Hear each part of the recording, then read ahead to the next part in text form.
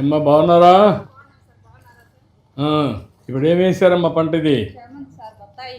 చేమంతి వేసారు. బత్తాయి ఒక పక్క, చేమంతి ఒక పక్క. మెల్లిగా మెల్లిగా మెల్లిగా వైరుంది. మొత్తం ప్రకృతి సేద్యమేనమ్మా? ఏమి వేరే ఏమి వేయడం?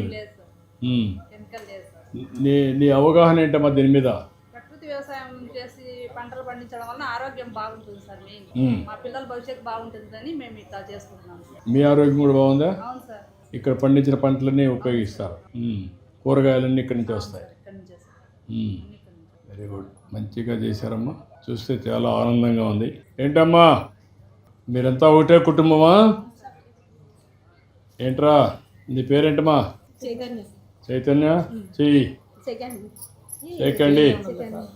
గుడ్. మనవాడు ఏం చదువుకుంటున్నావు?